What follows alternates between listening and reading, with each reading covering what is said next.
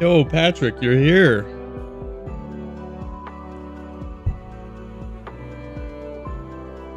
How goes the game jam? Oh, sorry, the tunes are bumping.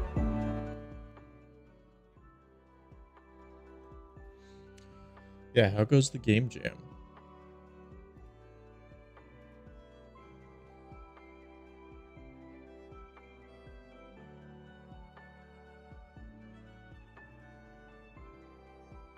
Just after taking dog for a walk. Nice. Jam going good. That's awesome.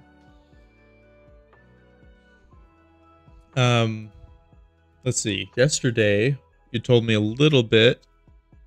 You've got a building. Countdown gauntlet tower thing that you have to escape. You start at the top. Is it 2D?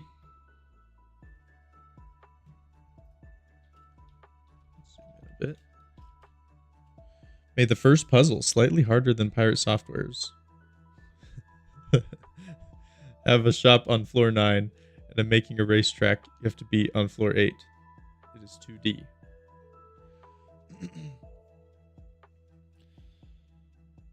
Which is it? Is it platformer, or is it top down? So you like get to the door and then you go down to the next level.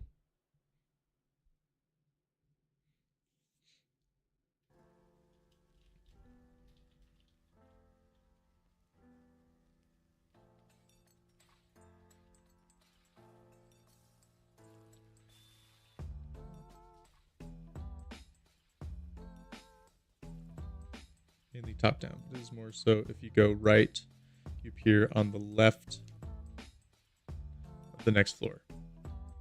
I like it. Yeah, that's smart. That's a good way to do it.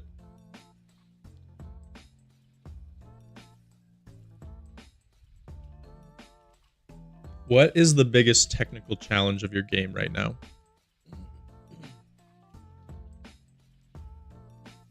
Each floor is single screen. Yeah, I really like the way you designed that up. I think that's very smart. It's in the name.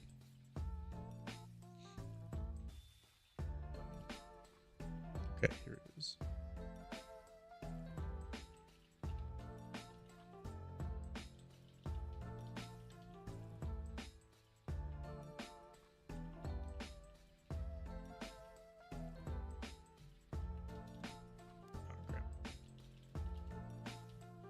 Coming up with floor ideas that fits the numbers they represent.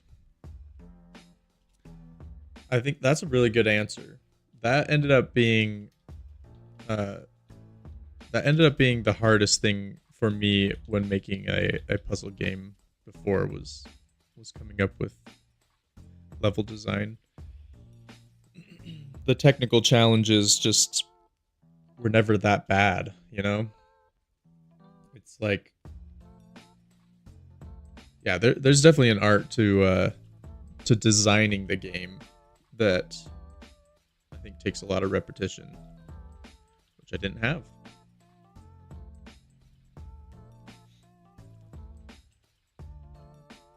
To make a puzzle where room 11 hint would make sense. 1 plus 1 equals 11. I love that.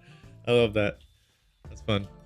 Yeah, I like the way you think, man. I mean, your games are always thinking outside the box, trying something new. I think that is like the way to be.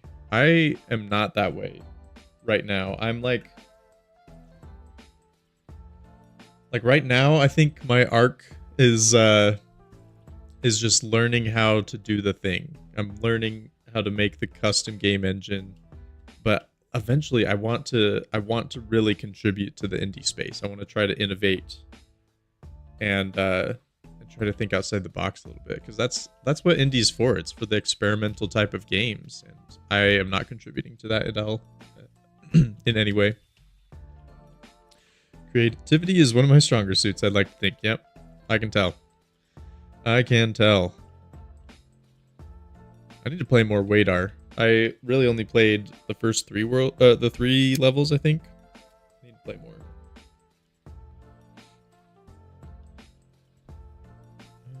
Okay.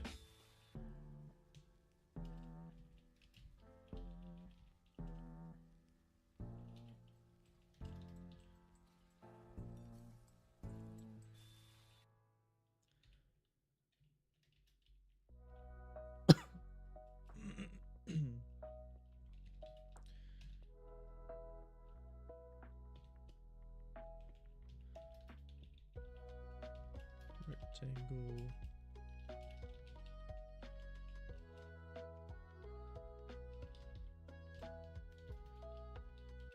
What should I call it? Hitbox. Let's call it that.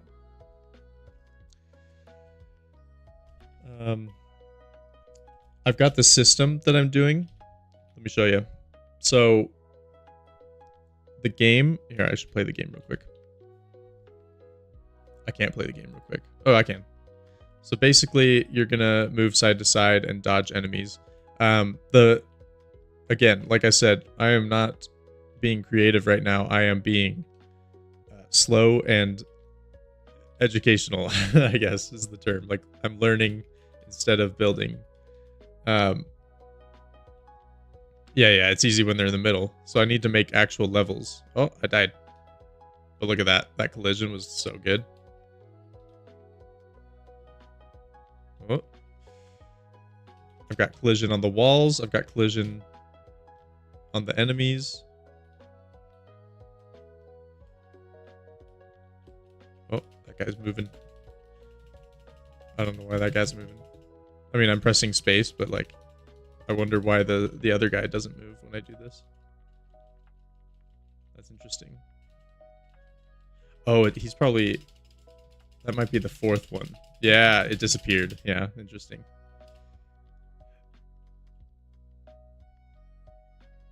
Anyway, what I was trying to say is this space is essentially 10 players wide and 16 players tall. We're just doing 16 by 16 sprites. And so what I'm doing is I've got these 10 by 16 pages. Sorry. Early morning. And so a white pixel represents a mob that's going to be on the screen. You have to dodge them, so your character has to... Let's do green for my character. The character is going to have to dodge around and get through. While counting the mobs. I don't know how well this is going to work.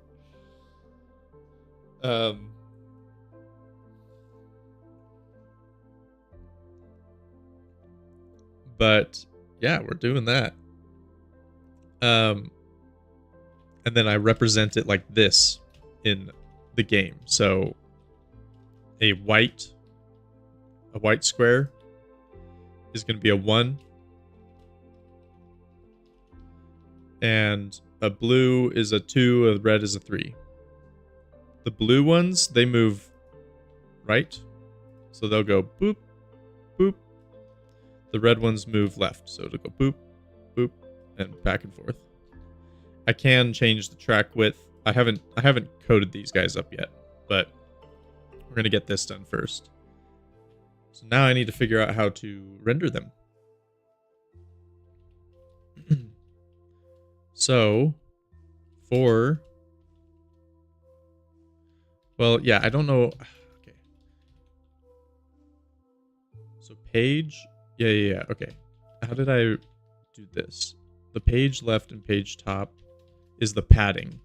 Because technically, my thing is actually... Here, I've got this up already as well. My thing is actually 180 wide and 360 tall. But I want to only draw them in 16 pixel increments. And so there's 10 padding on the left and right and 20 padding at the top. And the 20 padding is just to give me a little bit of space as the player to be able to see the next page.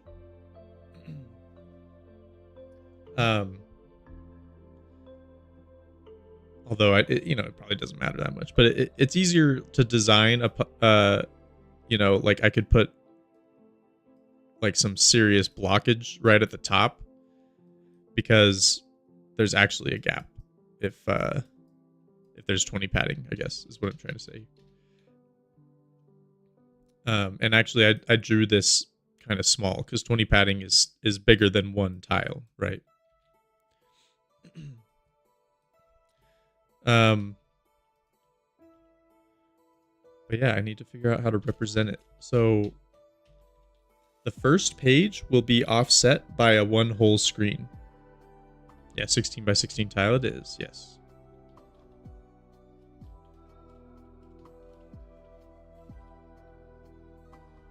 Okay. I need to get rid of this. We're not doing it that way anymore. We've got pages. And I think it's safe to say that I have locked in a resolution. So we'll just do, in fact, let's just define.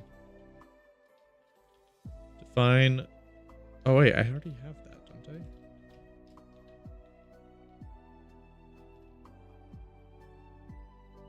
I have page left, page top. Okay. So not quite.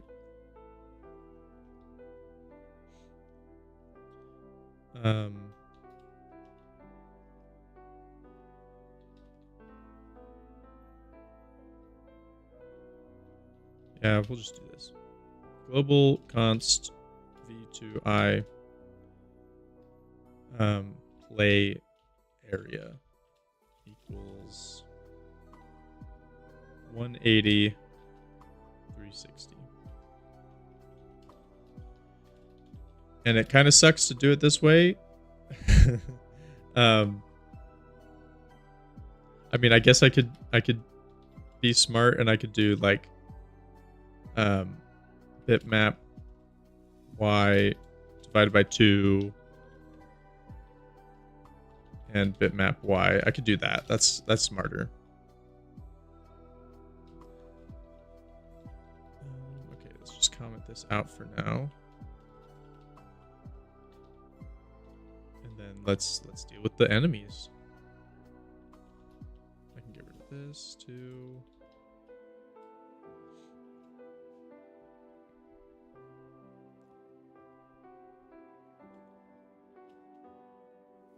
I should just comment this out because I'm going to use some of the concepts later. You're making a rigged coin flip in my game? Oh, okay. Okay. What are the mechanics of that? What's rigged about it?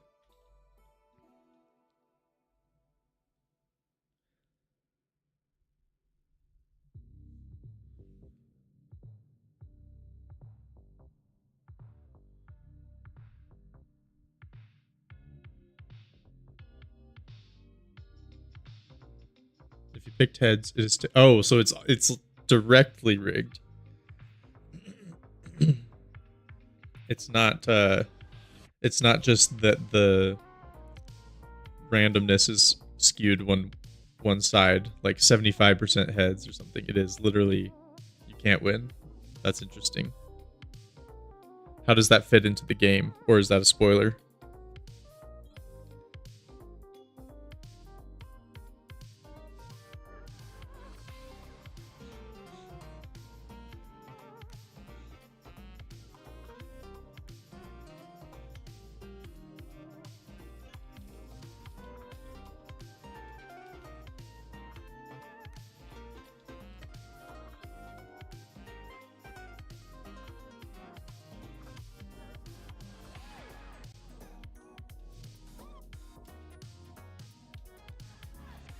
It is floor 7.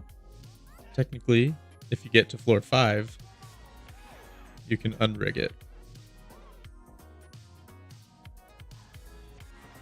Interesting.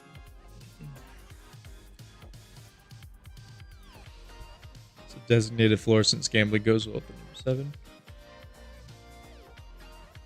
Yep. Good call. Good call.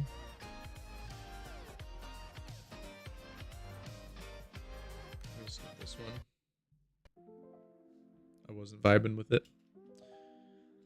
All right, so for the levels, we do page equals pages at I.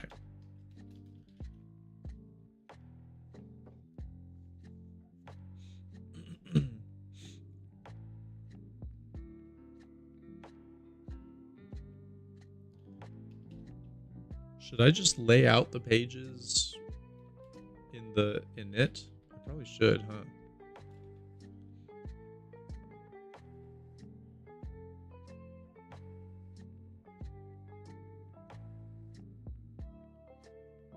Yeah, I think I should just lay them out here.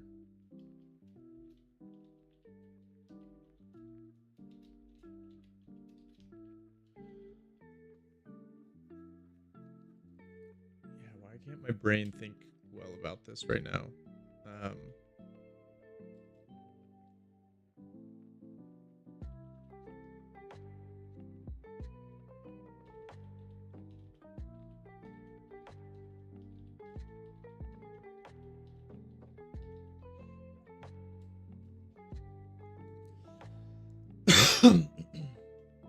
But you would need to survive a 12-story fall to reach the bottom. There we go.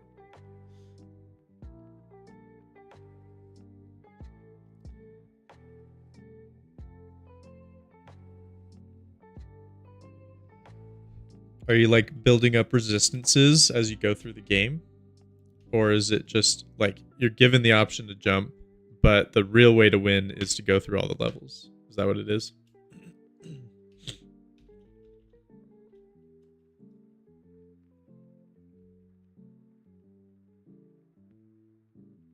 Okay. Come on, brain. You can do this. So we do here. Let's do it. Let's do it like this.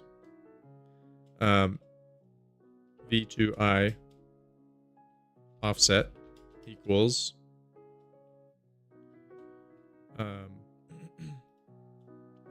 page, no, screen. What was it called? Some sort of size. Farm size. Play area. Play area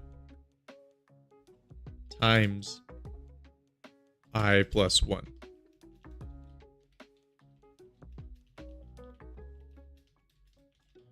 And that looks like I do have the times operator. That's good. Nope. On floor 9, you can buy something that gets rid of fall damage. So if you pass floor 9, you can just jump out. But you can't buy that, and the item needed to go fast in order to be fast enough for floor 8. To get to wow, okay. Wow, this is so intricate. And very interesting. I'll definitely have to play it. So we do offset.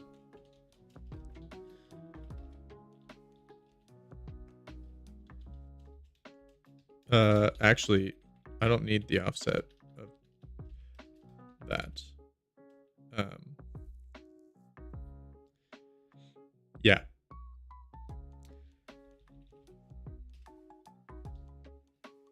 Yeah, actually, that's interesting. Offset is just going to be an int, and it's going to be play area dot y, and then I just do this because I only care about the y offset. And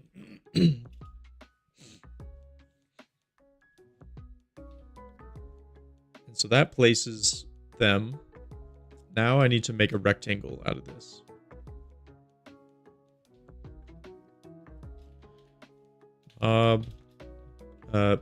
Hitbox dot center equals mob position. Mob hitbox dot width equals mob hitbox dot height equals player size. Color. We'll do colors. Mob hitbox dot color equals red.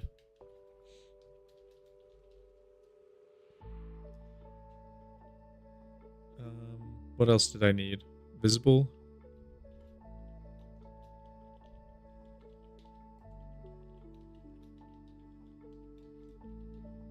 What are some other things? Visible color, width, height, center, then make rectangle. Except for I don't need to make the rectangle yet because I'm not rendering it yet.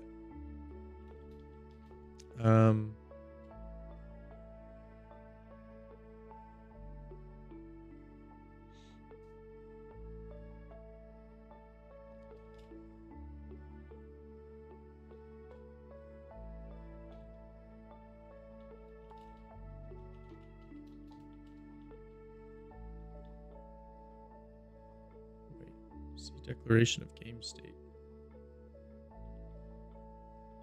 Enemies is not okay. Yeah, that's fine. Okay. Build.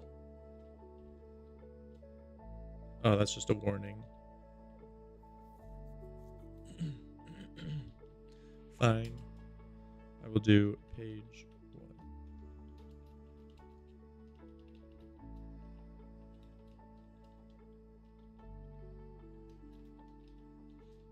Just to get rid of the warning. All right, the game is still running, so let's see how that went. There's no more enemies. Wow. Okay.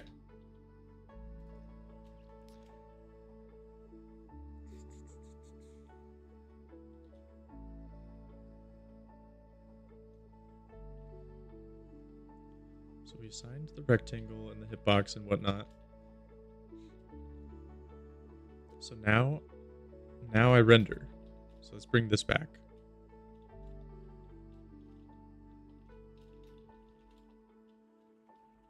Bring this back. So now we got pages. Oh. And then for int j equals 0. J is less than page mob count. Plus j. And we do mob equals state, or no, page mobs at j render. And this is where we bring back this code over here.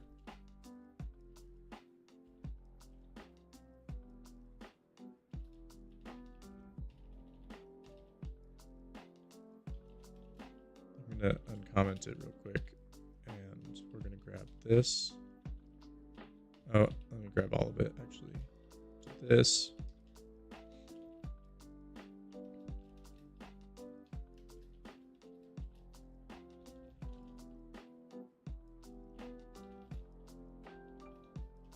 Okay, so if mob hitbox is visible, they should all be visible though, so I think I'm just going to get rid of this. Okay, so the enemy move is that. While if scrolling,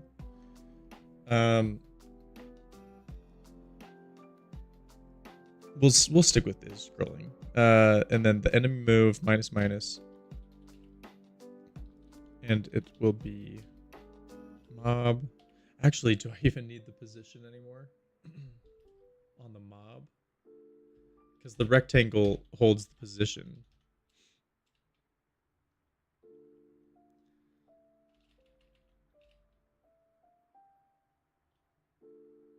Yeah, I think I'm going to get rid of the position for now.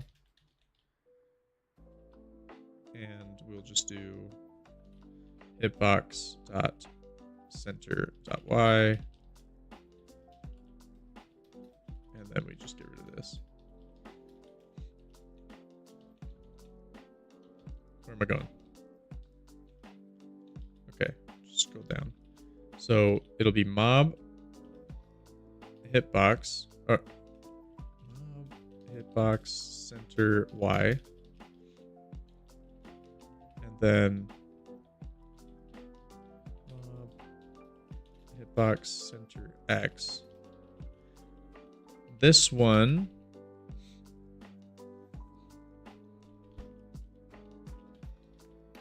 is now mob hitbox center Y minus minus.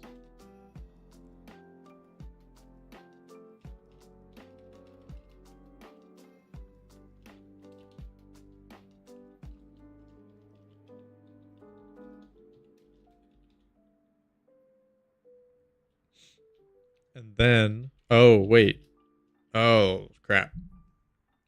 That's the problem there, because the enemies need to move on a fixed position. So actually undo this, but this one is V2. So now we got to go back up here and add in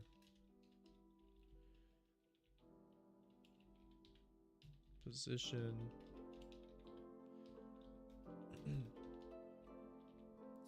But are any of these...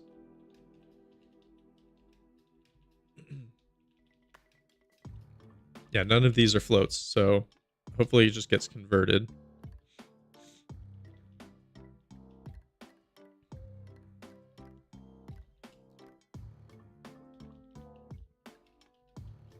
I want integer division here.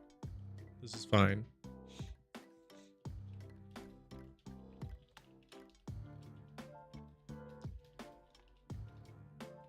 But then I float it.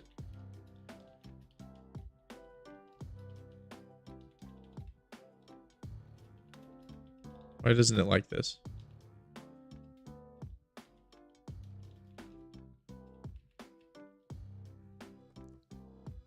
I'm going to zoom out just so I can see this a little bit. Result of integer division used in floating point context. Possible loss of precision.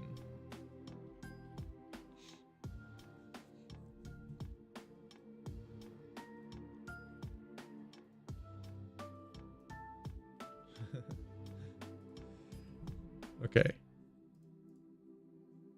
I think I just don't care, because this is going to be a float. Offset is an int. I want the loss of precision. Like, the point of that is to lose the precision. Like, should I int this so that it knows, so that the compiler knows I want to lose the precision? Okay, and then the center equals... Oh, you know what? That's how we can do it. Let's do it this way, and then the position equals mob hitbox. But it's 2v 2i.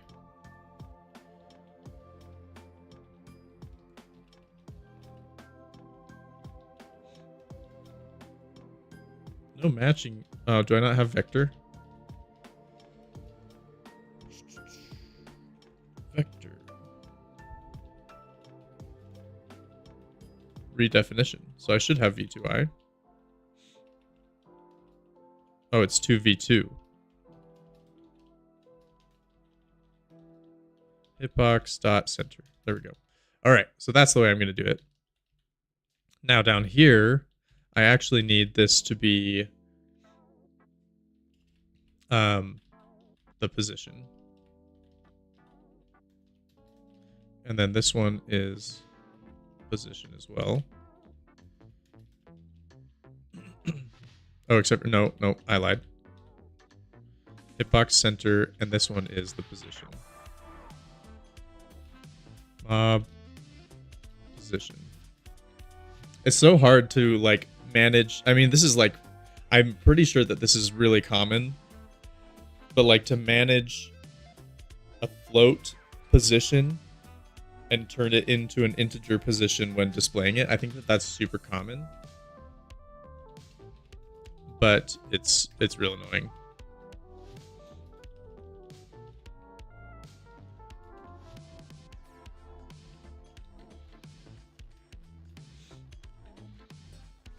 Okay, so I think that'll do it. that will do it. Because this spawns the page. Let's try it out. The song is bopping, but it is kind of loud, so I'm going to skip it.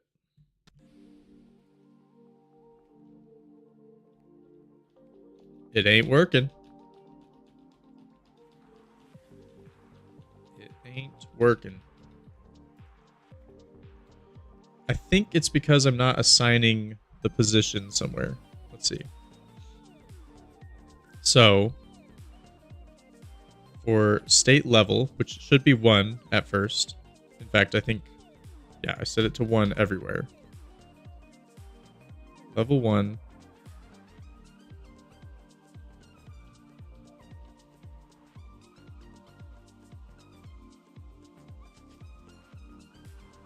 We get the page for the mob count, which should be like 28, I think it was. Hit a mob, there's the enemy move. And in fact, we can put this up here. Oh, except for that I'm subtracting it. Well, you know what? There's still a fancy way to do that. We do int, or no, float. How does minus minus work on a float?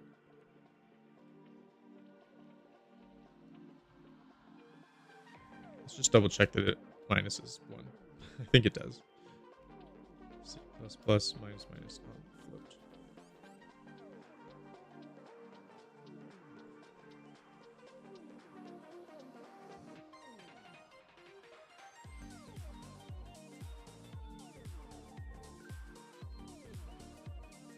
Okay, seems fine. So this would be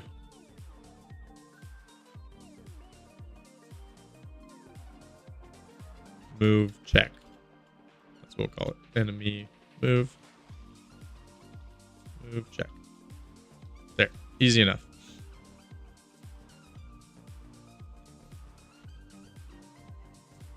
So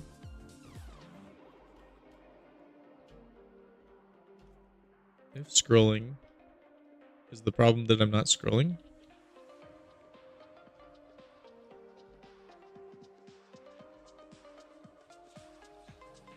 Could have tried that. All right. Dang, this one is this the same song?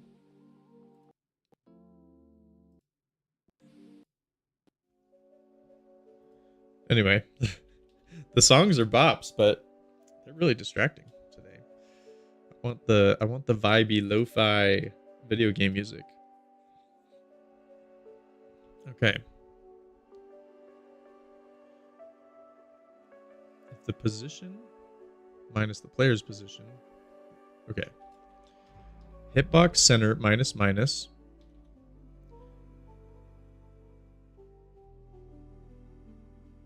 Okay. It's because I'm not doing that correctly. So this one needs to be position. There we go. That was the problem. I think this will work. I'm crossing my fingers. Look at that! I did it! They are off. They are off. But that's easy to fix. The X just needs to have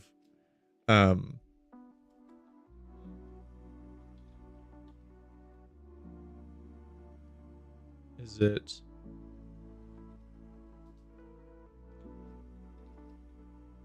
where did I do the math for it?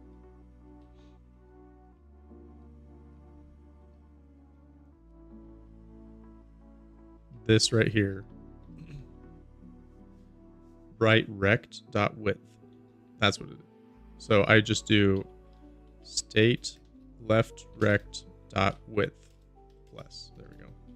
So I think that'll work. So now let's try it. Let's play the game. Oh, I lose immediately. Oh, I lose immediately. Okay, so this is difficult. This is very difficult. Reload.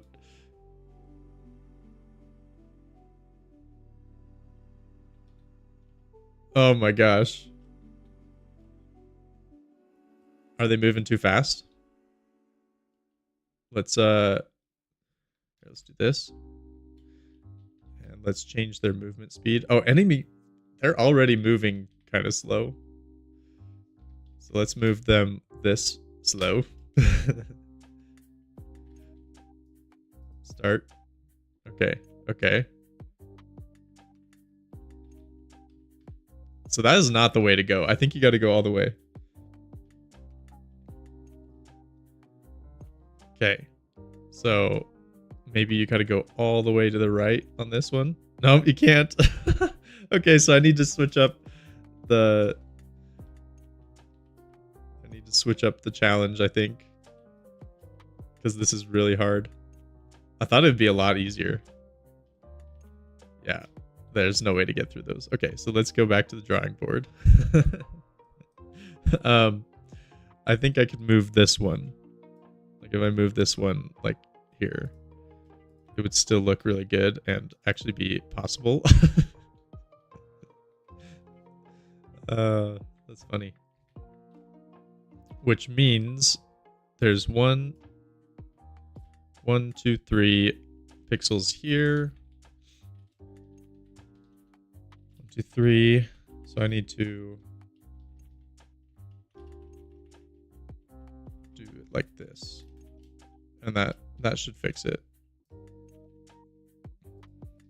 All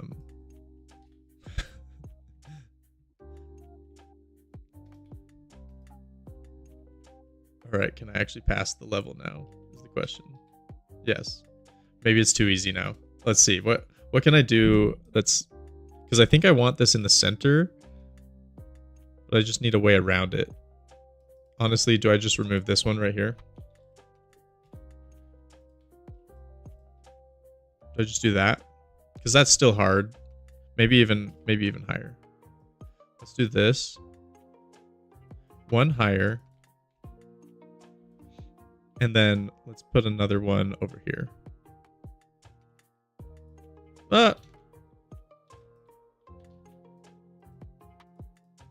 So you can go either way, but it looks pretty still. So I moved that so that now there is 1, 2, 3 right there. So it's 1, 2, 3, and then place 1.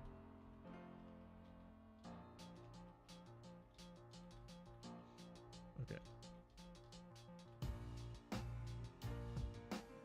This guy over here is gone.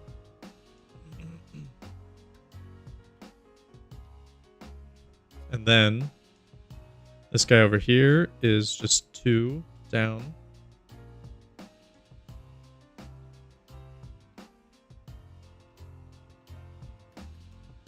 Okay.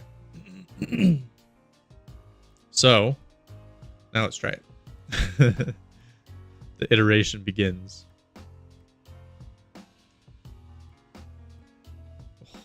It's hard. It's hard. Okay, reset.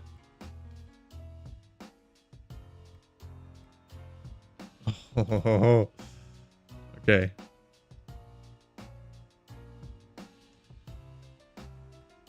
Yeah, okay. It's so funny. Like when I look at it in this screen, it's like, oh yeah, look, there's so much space in the middle here. And then you actually play it and it's like, yeah, actually this is impossible. So let's just do it this way. This will be the level. You gotta go diagonal. Or you can go this way. It depends on what's coming next, I suppose. Alright, so now we've got 1, 2, 3, 4. So basically I need to do this, this, this, and this, and then we'll just copy this and put it right here. That should be it. Oh, got this still running.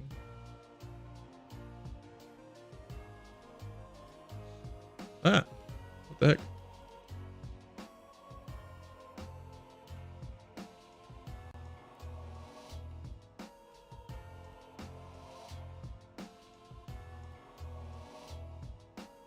Okay, okay. Let's reload. Let's see if there's... Yeah, okay. So it's certainly more possible now. If I don't suck. Bad at my own game. Okay, yeah. So this is this is good. This is good. I'm happy about this.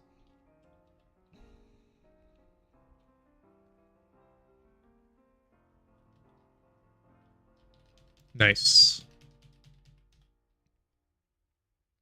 I'm glad that the collision is also working perfectly. That collision system seems robust. See, I can hit any of them, it seems.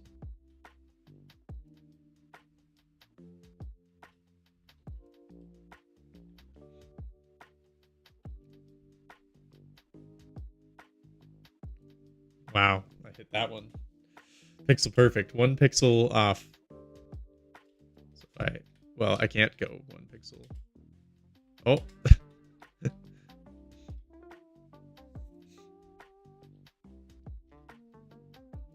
Okay, so now I need a level trigger. So like right here, when the page has left, I need the level to say, all right, we're going to the next level.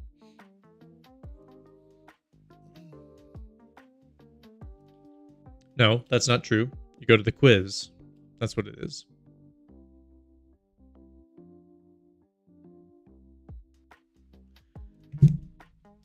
So let's make the quiz game. Or the quiz part.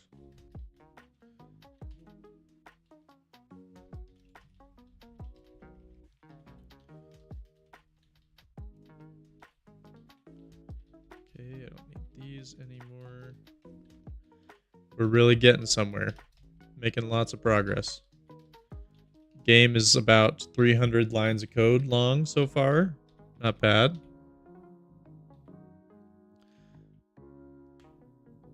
Okay, so the quiz will have 10 buttons.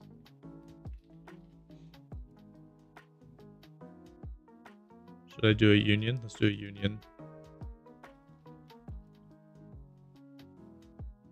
No, we'll just do button numbers 10. There are 10 numbers.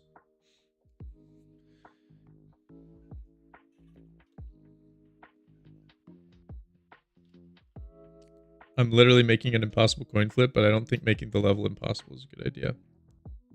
That is a great way to look at it. That's a really interesting thing to say. I think that that's like very, very game design, you know?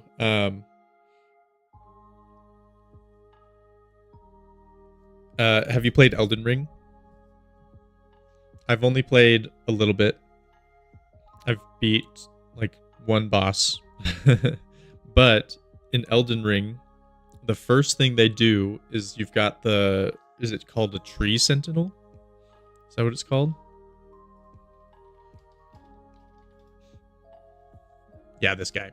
So the first thing you do when you get into the game is you see this guy and you're like, I'm going to fight him, right? I've got to fight him, obviously. But it turns out this guy is like ridiculously tanky, very powerful, super hard to defeat. And you don't have to beat him. You can just walk around. And so everyone in the game is like, yeah, you gotta fight the tree sentinel. You gotta fight the tree sentinel because they're trolling. They're saying that you should hate your life. And I actually think this was really fun game design because it showed how challenging the game can be and how unfair the game can be, but you can actually skip it and you have to like learn immediately to think outside of the box. And so maybe that's kind of like your impossible coin flip.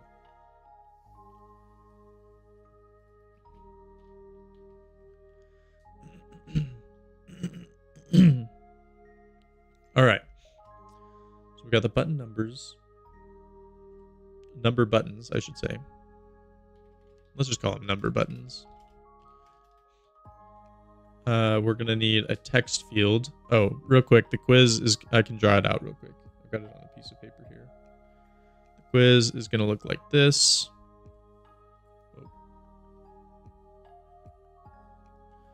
It's going to say, how many, and then it'll show the mob, did you see? And then you'll have a little text field here, a little backspace button, and I'm trying to decide how I want to do this. Should I do a number button or a number pad like this? Yeah, let's do it. Let's do it vertical. I kind of like the vertical one.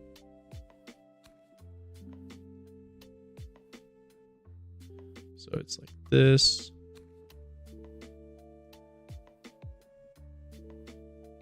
And then the 0. So 0, 1, 2, 3, 4, 5, 6, 7, 8, 9. You can obviously use your keyboard as well. And then, I don't know, enter.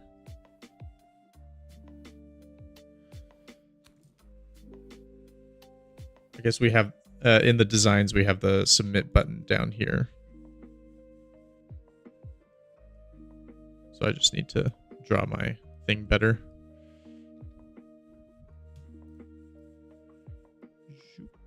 Get rid of this line.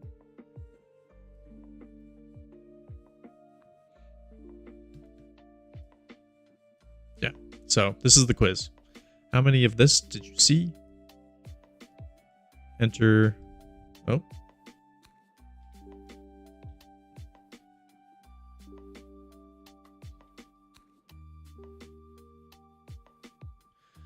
Enter the number. Submit.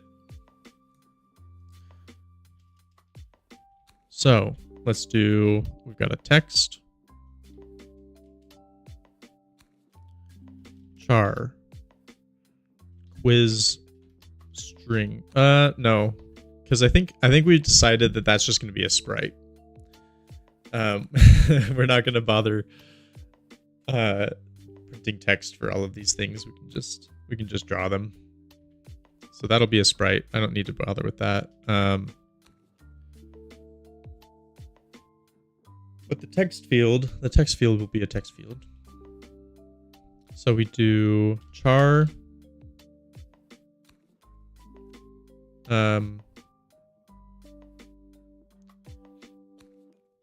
quiz, no.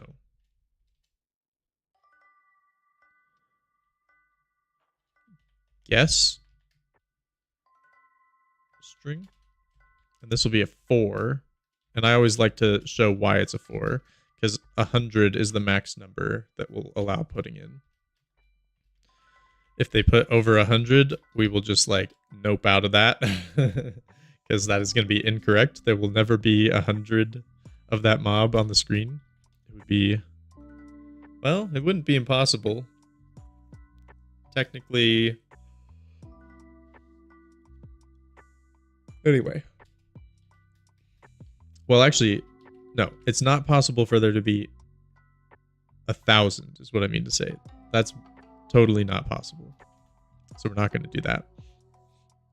So there's the guess string, and then I have a text, text, guess, text. And then the number buttons, a submit button.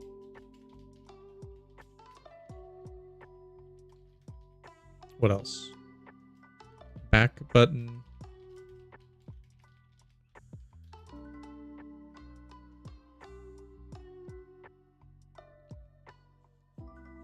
All right, looks good.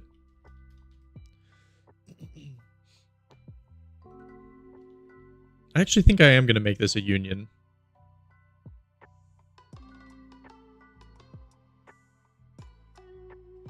No, I can just do an if. Okay.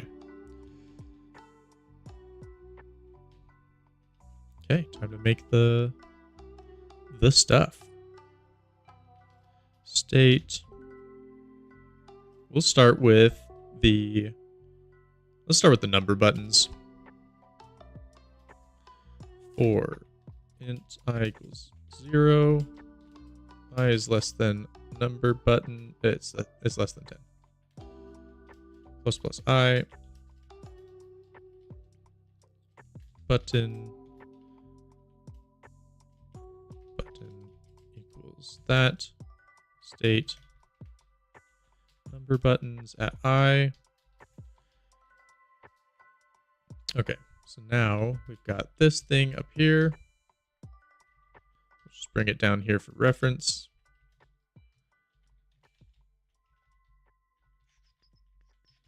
S button, this is going to be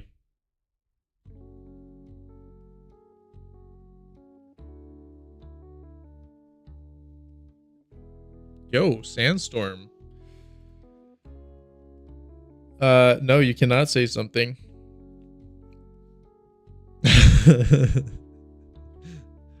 Yeah, you're right. I won't get mad. You're right. Yeah, I won't get mad. Did I get mad? Did I get mad yesterday?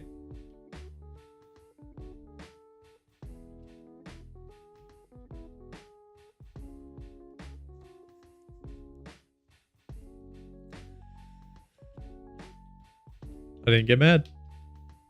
Okay. I need to make char num 2. Actually, can I just do this equals? Yes, I could do this. Oh, but I don't need a char. I actually need a string. Char num2 number to text. The number is I. Out is num. And then we put it in here. And this one is instead button string. And then build the button.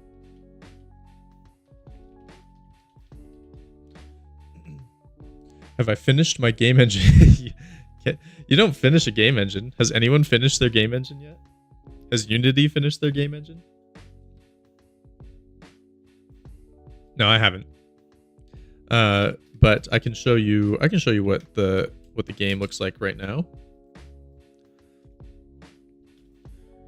So here's the game. So you gotta dodge the enemies. And then there's going to be a lot more pages.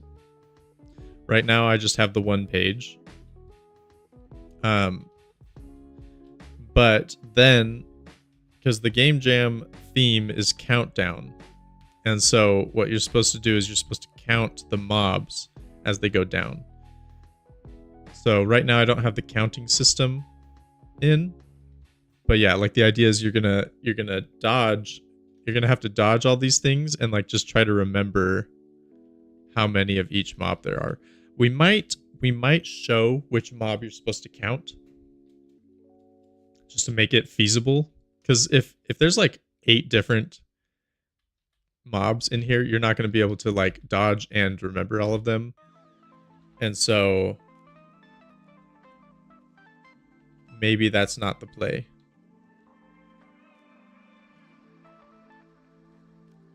Oh, pixel perfect dodge there.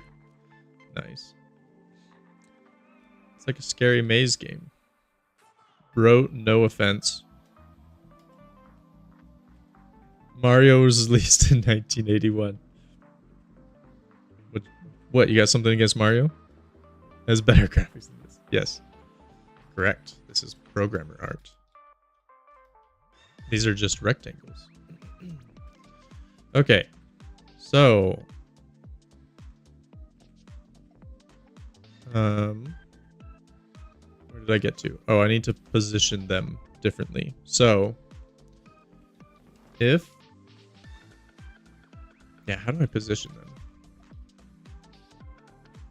Should I just hard code the positions? I probably should.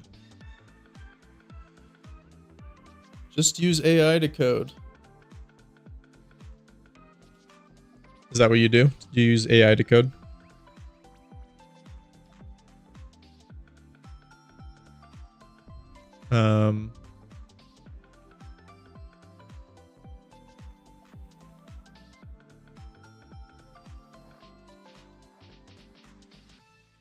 Nice. Are you doing the game jam too?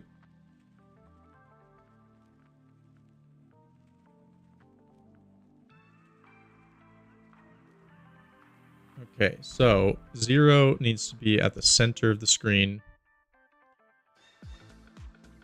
How many pixels do I have? I have 360 pixels. These are 16 tall. So this button will probably be 16 tall as well. So let's call it 32 plus 8. 30 is 40. Yeah, let's just do that. Let's just do state buttons, number buttons at 0. Dot center equals buffer. Oh gosh. Buffer width divide by 2, and let's just do int center.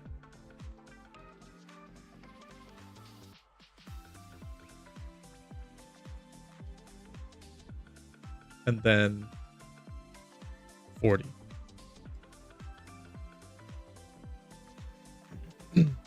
You're not doing a game engine, but I translated a Shockwave game to a 3D Godot game. Do I know Robot Rage? Nope, I don't. But that's pretty cool.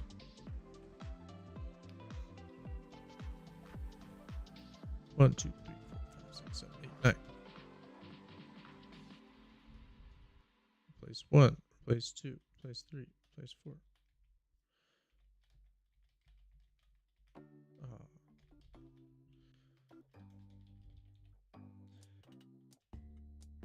Everyone knows Robot Rage, bro.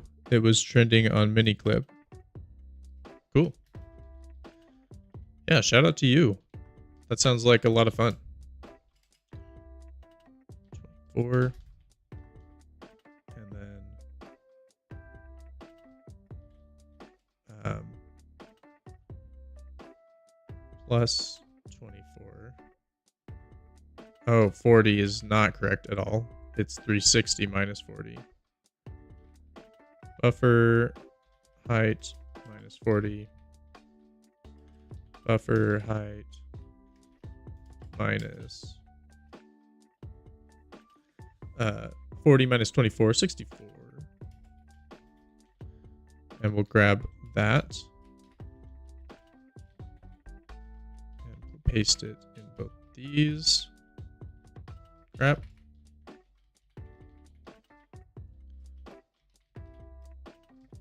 Okay.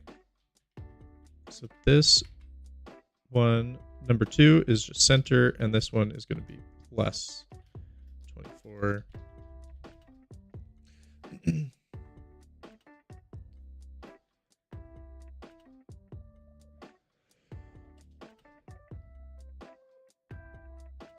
There's another guy on Kick doing a game engine. Do you know him? He streams on Kick too.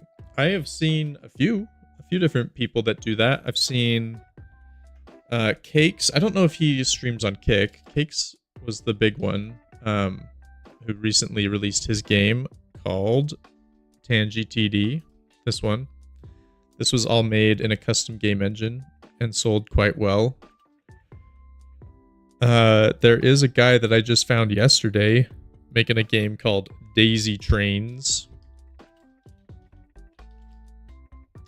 He, I think, is also doing this game jam, and he streams and makes this in a custom game engine. I think he has a team, and also his engine is like pretty much done, I'm pretty sure.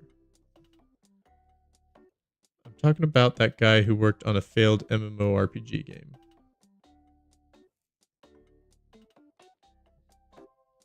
No, I don't know.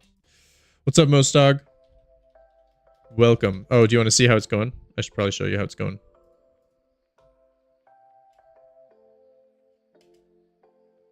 So this is kind of what we got so far. I'm bad at my own game. So yeah, you'll have you have to dodge them, and then yeah, you have to count. So we're getting somewhere. We're getting somewhere.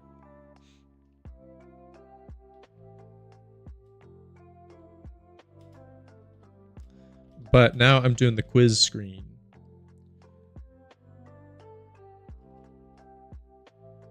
So I need to, here, let's just grab this. Yank, and we'll do this. Can I do that? Paste? Yeah. So this is minus, this is, get rid of that. Oh, actually, I should do this first. Buffer height minus 64 plus 24 is 88.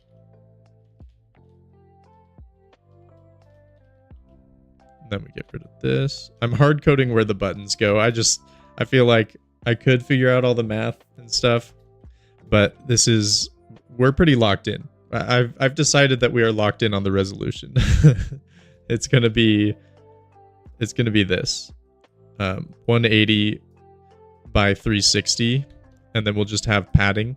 So there's gonna be 20 padding at the top, and then 10 padding on the sides to make it 160 by 320.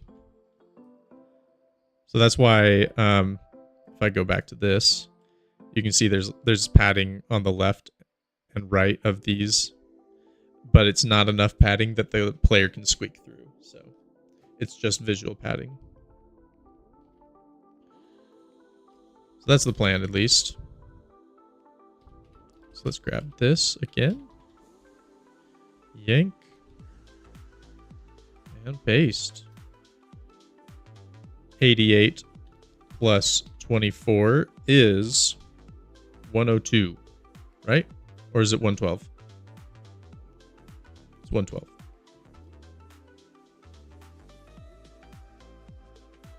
This is minus. Let me get rid of this. All right, so that's where the buttons go, the number buttons go.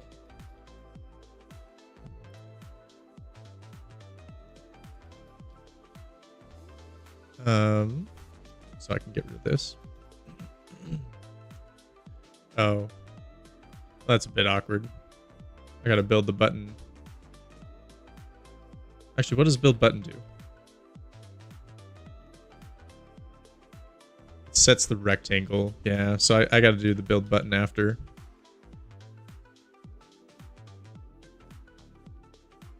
Actually, I can just do this.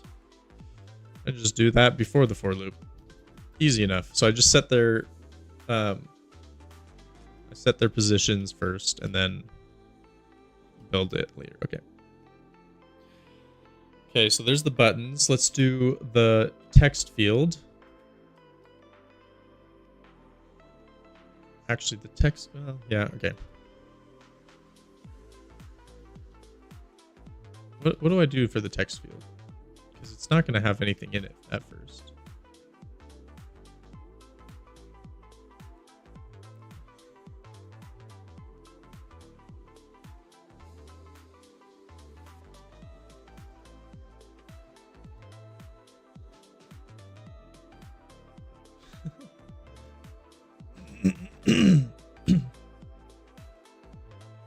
All right, Jared's in the Discord asking about some characters he's drawing.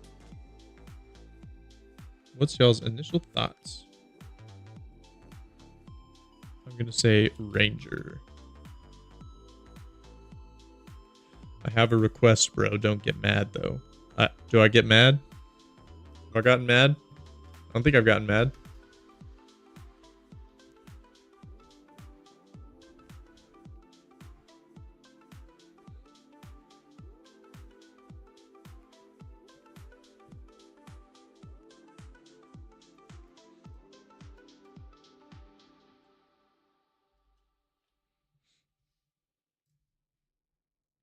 Can I show my feet for 1 sec?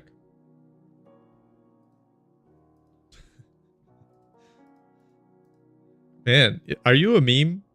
Are you a meme? Are people really like you? That's funny. All right, what's next?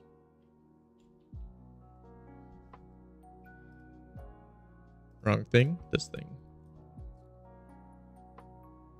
This text field.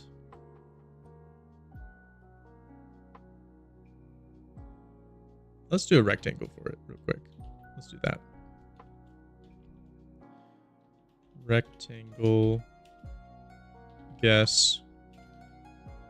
Background. Let's put it. Should we just put that right in the middle of the screen?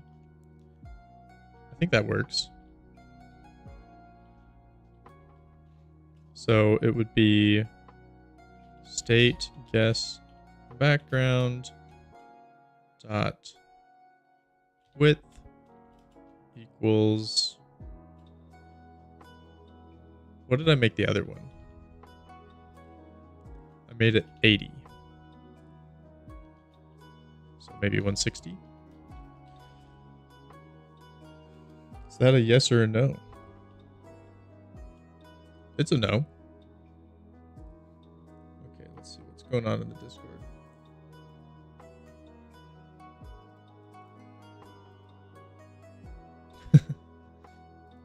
Right, looks like I chose the right answer. Oh no! Apparently my stream is, YouTube is not receiving enough video to maintain smooth streaming. No, don't do that. Don't do that, YouTube.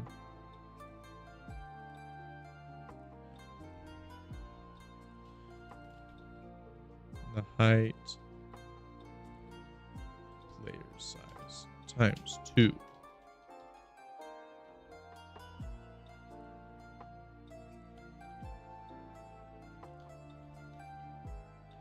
Guess text. Oh, this is a text. I need it to be a centered text. Centered text. Dot center equals the center of the screen. State guess background dot center equals buffer width divided by 2. Let's just put this higher.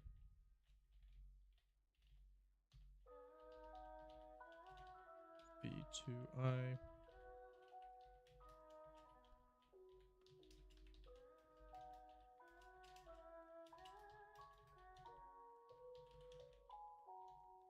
Whoa.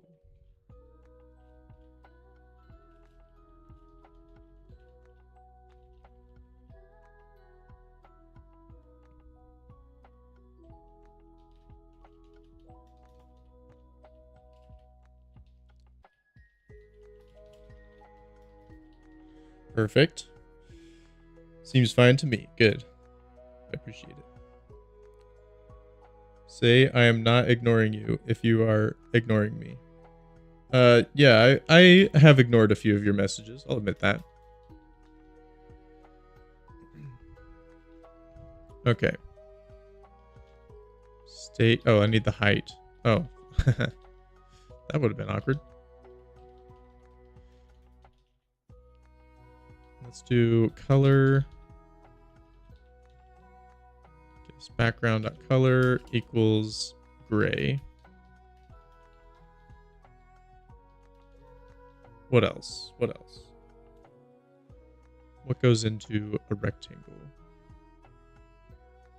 I think visible technically matters sometimes, depending on the day in my code.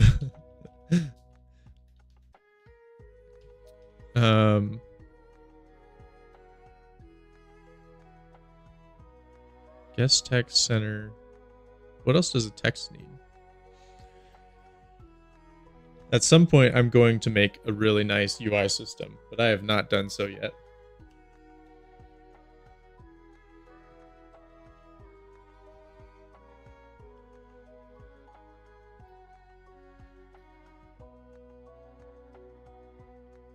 FPS string. Oh, I need the string. Okay. Color, font, position. Got it.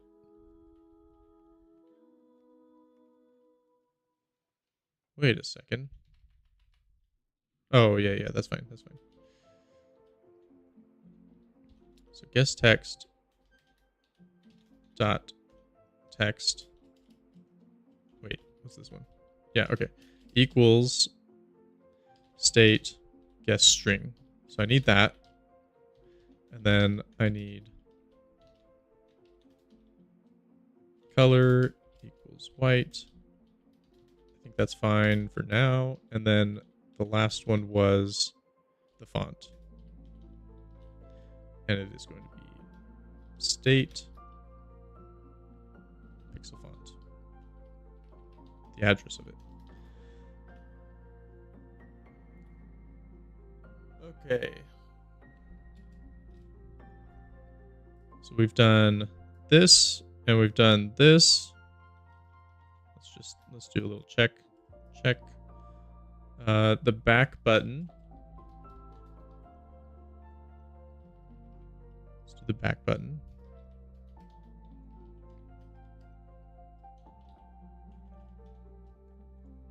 Back button dot text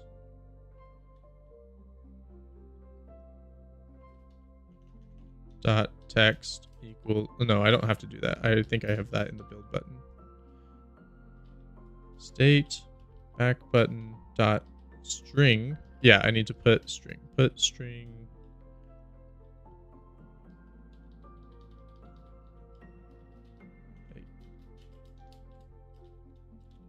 I'll just do back for now. It'll be an icon at some point. Okay, what else goes into a button? Let's just grab all this.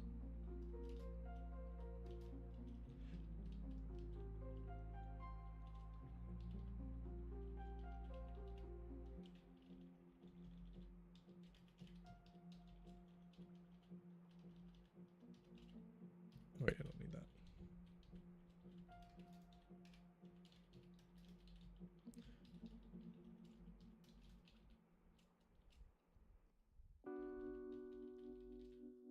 Width, we'll do player size times 2. See how that looks. The Y is going to be this, but the X is going to be 80 plus player size plus 8. I don't know what that is, but that's what it's going to be. Take it back. It is going to be buffer dot center dot x plus 80. There we go. Build the button. Next, so we've got this one done. Now the submit button.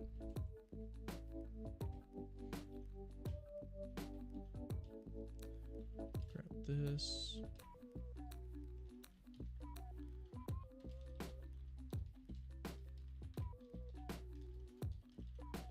Center is going to be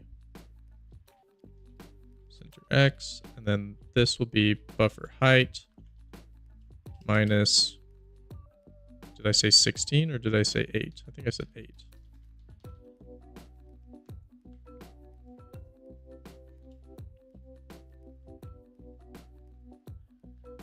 Width will be, that's fine. Okay. It'll say submit. Cool. Okay, so let's put that into the game.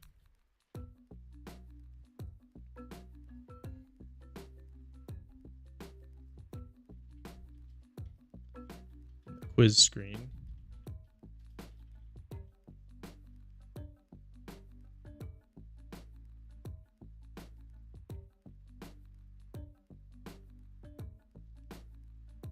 Let's see, where do I do the buttons? I did a button up here. This thing.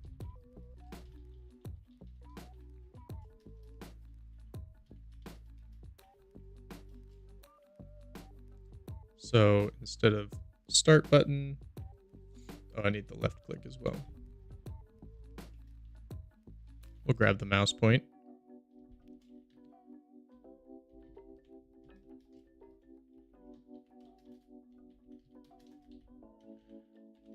GRN. This is the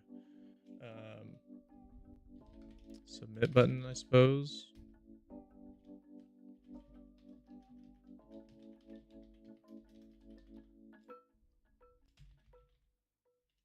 And this will take you back to the game. If you get it right, we'll just do that for now. And now, let's do... Well, should I do the number buttons? What should I do?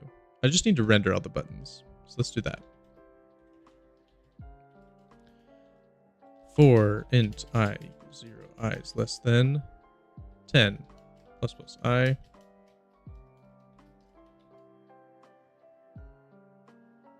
Render button, buffer, and then it'll be state number buttons at I. I think that's all I need for now. Oh, I guess.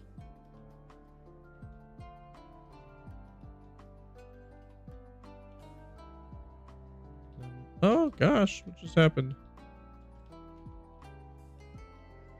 Number, oh no, state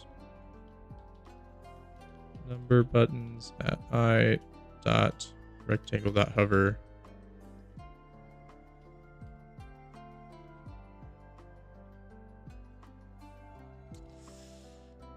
As is normally the case, it's better to just grab the reference.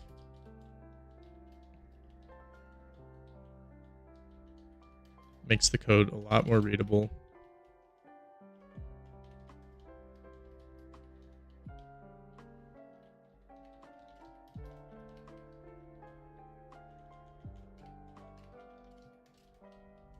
Okay, so there's those buttons.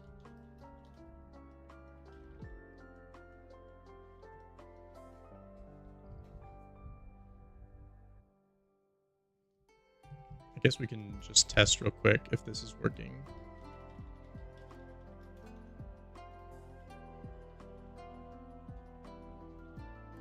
Screen quiz. Let's see if it's working.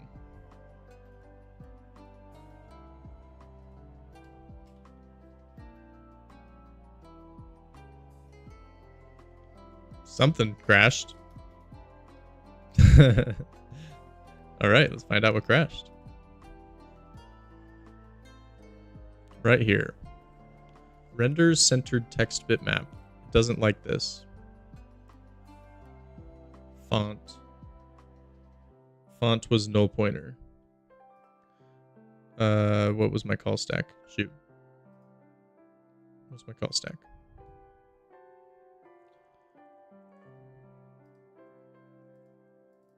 This one, render button, quiz screen, submit button. So on my submit button, I forgot to set a font, it seems.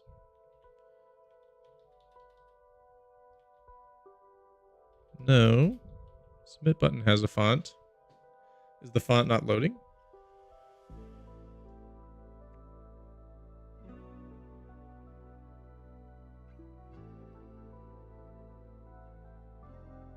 Ah, there it is. I never built the button.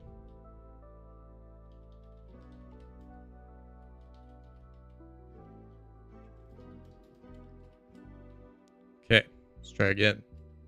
Oh, this is still running.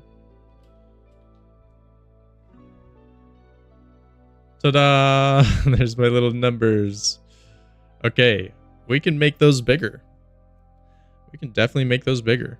Also, the submit button is right there at the bottom. So I did something wrong.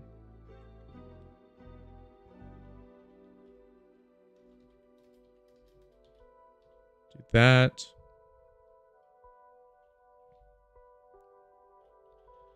Let's make them. Let's make the buttons player size times 2. And then now I need to change all of these values. The curse of hard coding everything. Actually, 28. Does that work? No, it doesn't. 24. I mean, 24. We're going to. Oh. We're going to replace that with 40. Yes. Minus 40, I think, still works. No, it doesn't. Because this is going to be 32.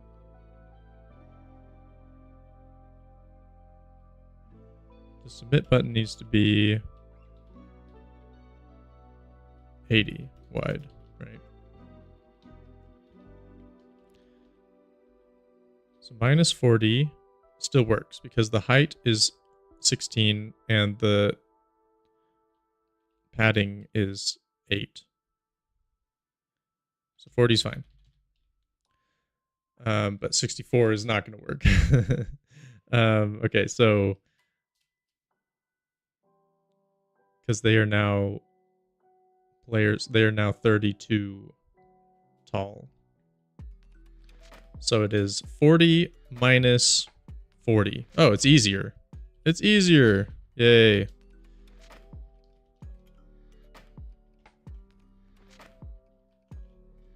120. 120. Although now they're going to take up a lot more space.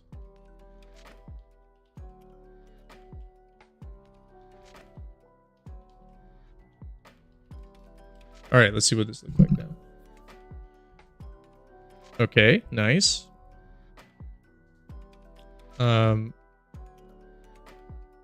Let's change their padding. Let's make the padding more like 1.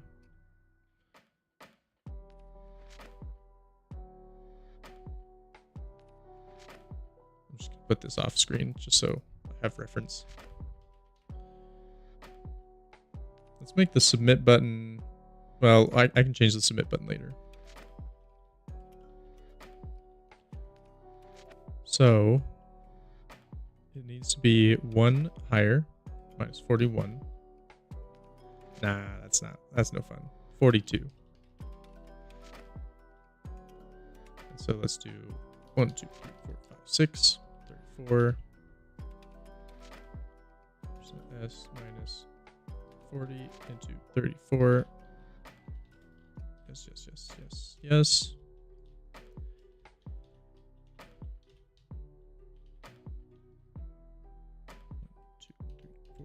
6, so 74.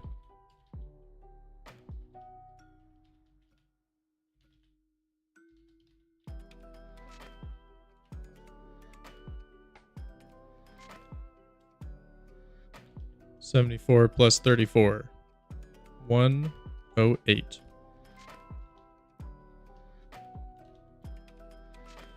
108 plus 34. 42. 142.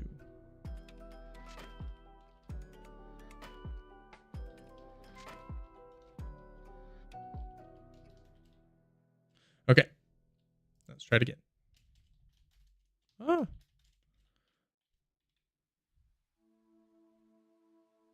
I got something wrong. What did I get wrong? The distance between these two is not quite there. Also, let's make the 0 wider. Let's do if I equals 0.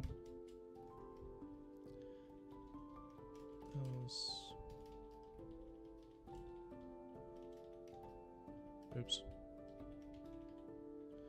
Do it like that. The width will be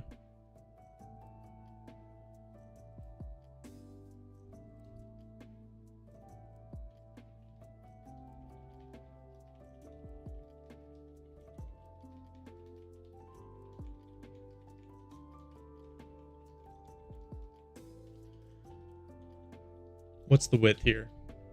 They are 32 wide and they have 2 padding in between them. So they are 96. It's literally 100. So width will be 100. All right. Let's see what this looks like. Huh? How am I getting this padding so incorrect? Is it like that? And then let's make the submit button 100 wide and player size times 2 tall, which now makes it that makes it difficult. Layer, okay, times 1.5. Okay. Yeah, we're gonna have to change this again. But at least I got that correct. So now we need to go up by 10. So 1, 2, 3, 4, 5, 6, 7, 8, 9, 10. Let's do this. Q A 10 A Q. If that made any sense.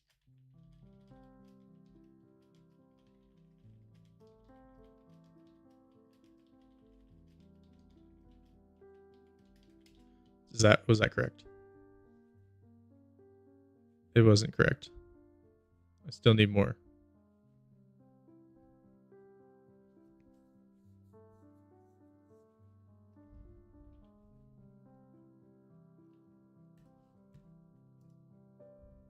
Whoa, why did that pop up there?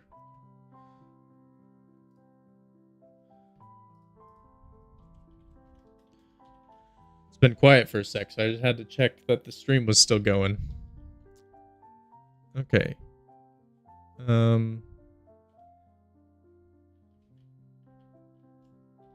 What's the math here?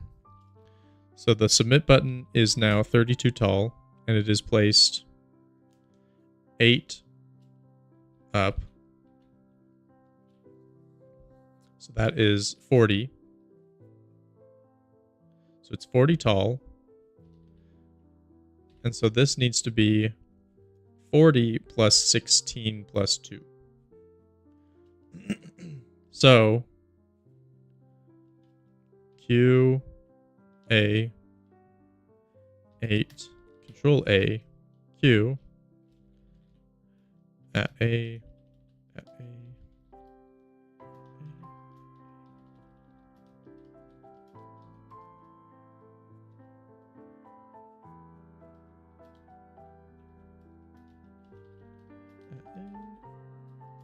Okay, let's see what this looks like. Did I get that right? No, I'm 2 off, it seems.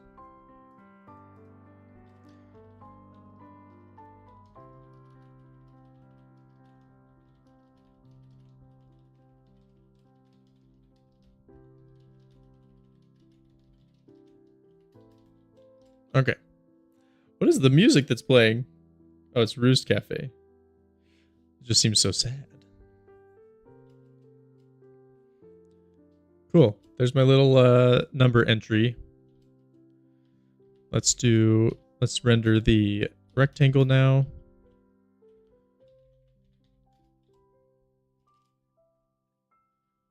Render rectangle. Bitmap buffer. State. Guess background. Does that work? Okay. So now that needs to be moved up.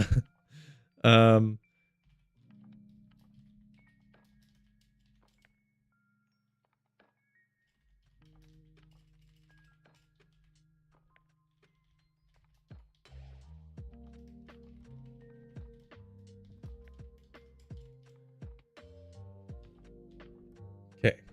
Guess background needs to be moved up. So instead of just being in the center, it's going to equal center.x and center.y minus 40.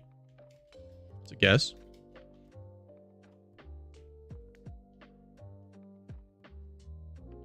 That should be fine. That should be fine. Now let's render the back button.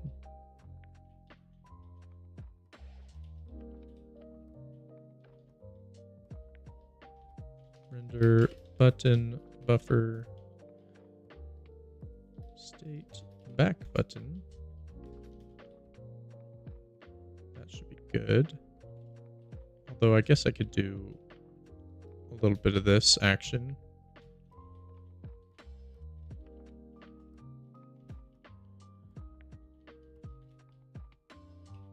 Back button. Nope. Comment. Back button.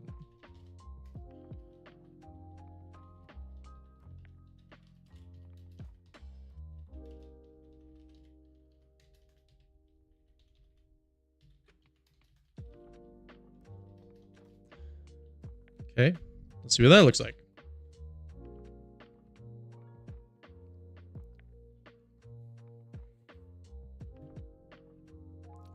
Nice, not bad. Let's style it better though. Back button center will be dot x. Crap. Okay. Dot y equals state guess background dot center dot y. The height will be player size times 2. Width, let's make it 48. That's just player size times 3. And then the position needed to be, okay, so this is width 160, so it needs to go 80 plus player size plus 8.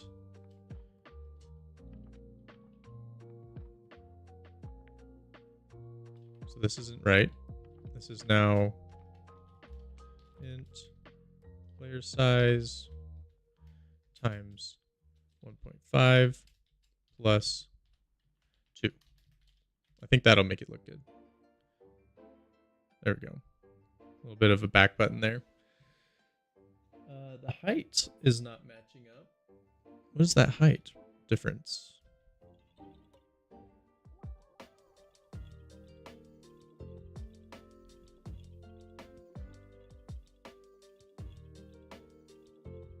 Am I rendering them with a different renderer? Because it looks like it has 1 extra pixel. So let's look at how render button works.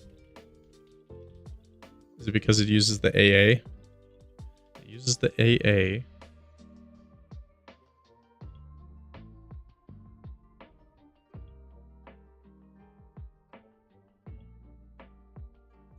Which gives it 1 extra pixel. Let's see, render rectangle. This guy. Let's do +1.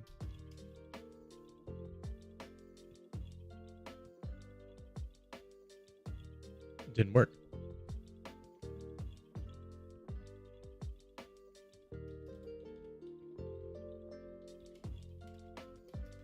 What about this one?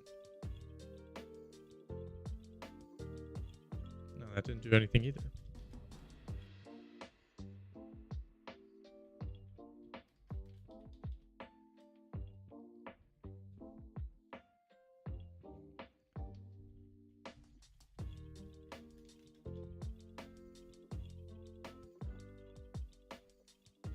Yeah, why would this one be rendering 1 less pixel?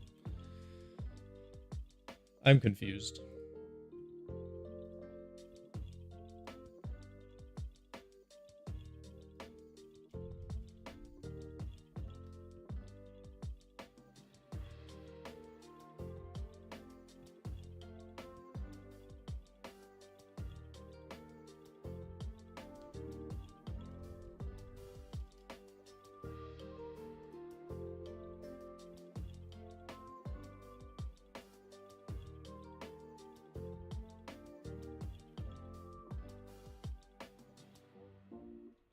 Oh, is it because I didn't do it here?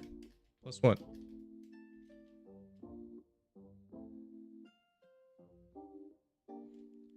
Yeah, it's hard to show what's happening here. So let's see if I can do this. Let's take a peek at this. Okay, it's rendering correctly now, but I swear it wasn't before. So if I did this,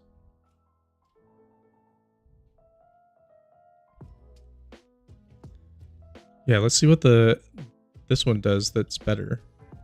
Max Y is buffer height -1.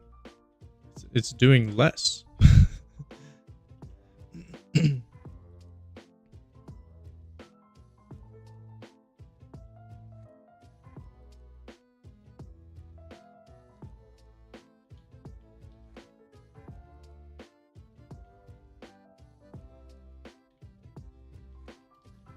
Okay, yeah, I guess this needs to have a +1 on it. Oh no, this one doesn't.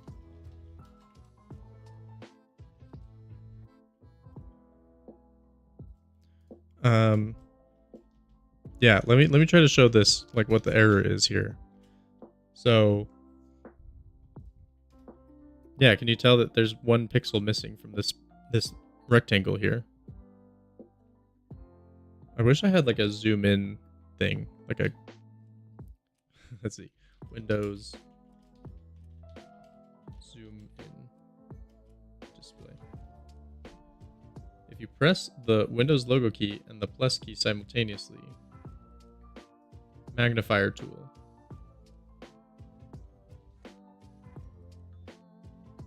Oh my gosh. There we go.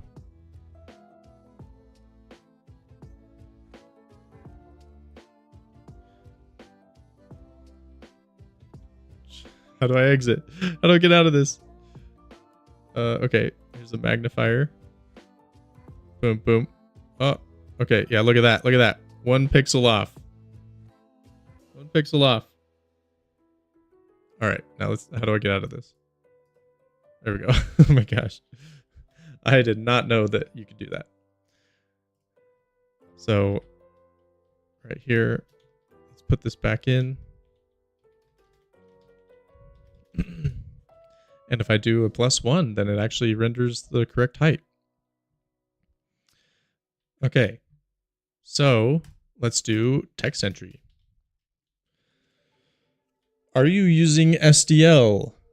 Welcome to the chat, Ingest90. I am not using SDL. I wrote everything from scratch.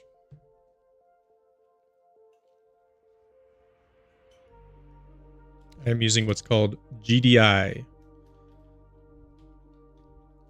This is a software renderer. Someday I'll get around to graphics rendering, but I'm still learning. I'm still learning the software stuff. Yeah, a little bit of an intro. I'm working on the GMTK game jam.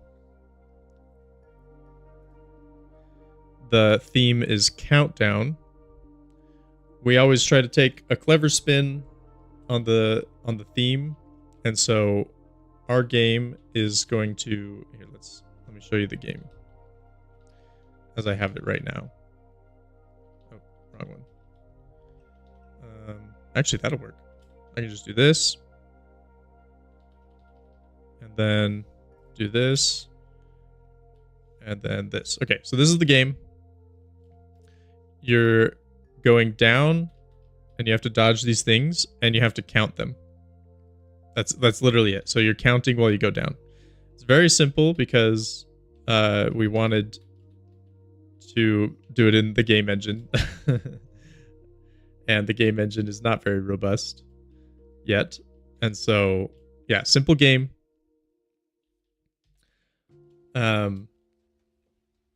Simple take on the jam theme. But, you know, it's fun. It's fun. So I'm doing the quiz screen right now. So, like, at the end of each level, it'll say, all right, how many of this thing did you see? And you're gonna have to enter it in here. I know some engine basics, but I've always wanted to learn engine programming. Yeah. Yeah, look no further than Handmade Hero. If you haven't watched Handmade Hero, I highly recommend it. He starts with an intro to C, and then yeah, within 30 days, you don't like Casey? Oh no. Well, even if you don't like him, this information is incredibly good, and I was able to learn how to. They're douchebags. I'd be curious to hear like why you think they're douchebags, but I'm not gonna like, you know, defend them or anything. I'm just curious. But yeah, within like 30 days, you've basically made all it takes to make your own game in a custom game engine on Windows, and so I would recommend it. They're engine snobs. If you didn't make it yourself, it doesn't count. See, that's the thing is, though, I don't think that they do feel like that. I don't think they say, if you didn't make it yourself, it doesn't count. I think that they just want to teach people that there is an alternative to Unity and whatnot, that you can still do it the old way, and that you can still try to be creative. Like, I don't think I've ever once heard them say, if you didn't make it yourself, it doesn't count. You know what I mean? I also just don't think that that's the kind of thing that they complain about. And let's be real, they complain about a lot online. They complain about a lot. But I don't think that they're complaining about the fact that people don't make things themselves. I think that they just complain about quality and lost art.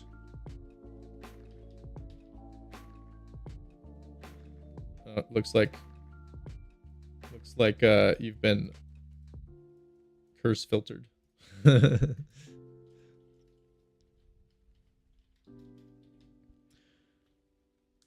Okay, so text input or number input is what we're doing now. We'll start with the buttons.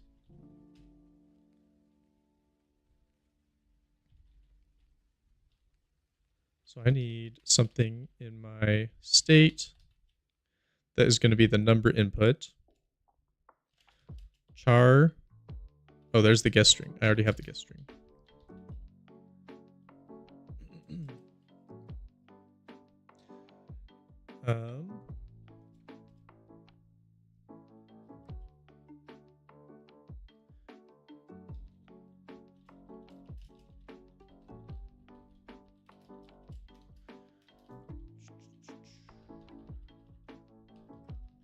Button.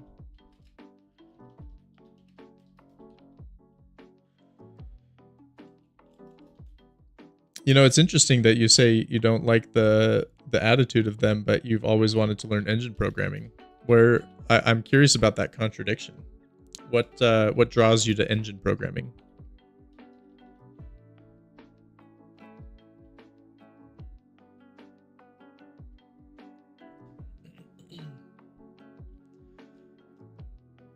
Okay, so clicks. Just want to learn how stuff works. Yep. I totally understand. Yeah. Yep. I mean, I can kind of give you a little crash course on what Handmade Hero walks you through. So you start here in the Windows, the Win32 file. It all starts with this. Well, actually, it all starts with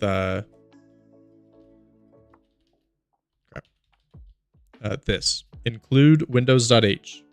If you're making a Windows app, they have a whole API that you have access to. So you do windows.h, and then it gives you access to an entry point called winmain. From there, and so winmain just gives you, it's the same thing as like int main, but it just structures the input for you. So you get like your instance, like your window instance and stuff like that. And then you create a class, a window class. And this is like how you make a window. Oh, what's up? Definitely.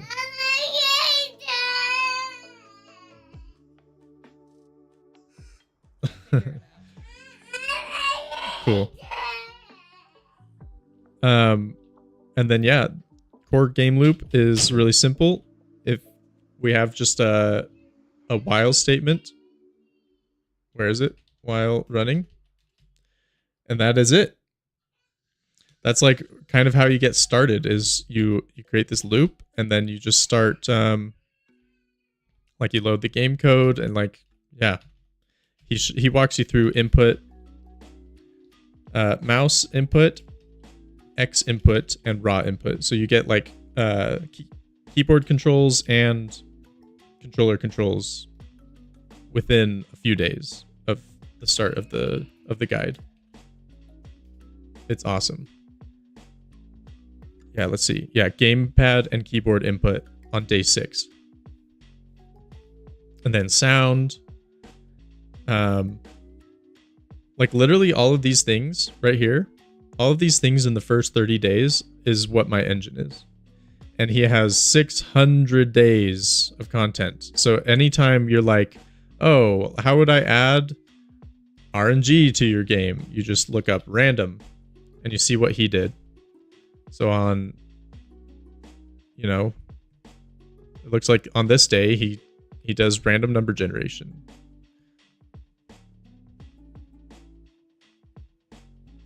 Back to random map generation. Like you just look up what you're looking for, like sprite loading or something, and then it just takes you directly to his video, to that point where he's talking about, will you show us how to use bone animations, or will you use sprite sheets? And then you just watch it. So very, very good resource. Again, you really only need to do like the first, well, technically you really only need to do the first 25 days to have your engine usable.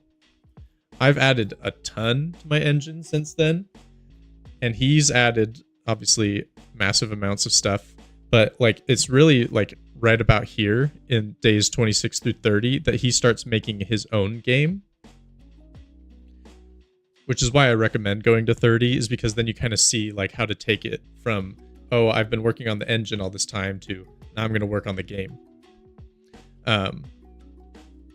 Because that is a hard transition. Like once you've been working in the engine so long, you're like, oh, well, I've got this thing and it puts pixels on the screen, but how do I like turn that into a game? You need solid knowledge of C though beforehand. That's a good question. I disagree.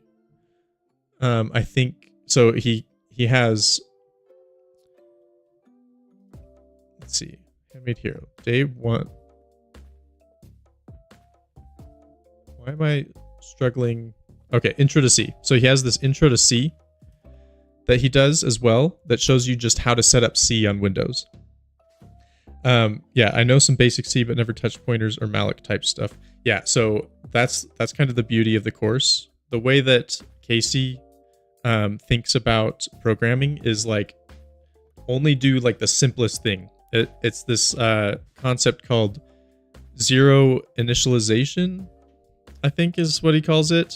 And it's basically like you want 0 to always be some sort of like baseline state. So anytime you create a struct that's zeroed out, you know that all of that data is usable at some baseline, and because of that, like he never uses malloc.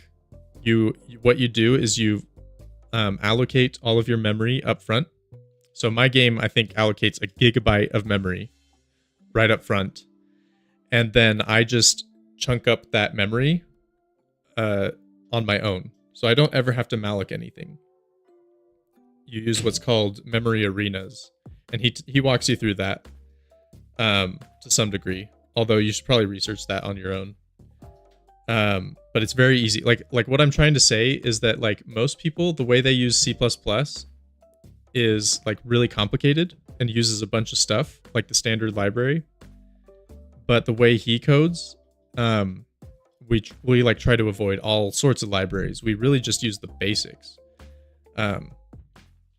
Like for example, yeah, I can just show you. So right here, this is all the memory for my game. Actually, that's not true. This is all the memory for my bitmap buffer. You're just virtual alloc, and that is a Windows function. You're not into libraries, memorizing or looking up functions and methods is so painful. Yes, exactly. So yeah, pretty much like anything in this engine I made, except for the Windows platform layer stuff. So like, I needed to request virtual memory here. I needed to request virtual memory here.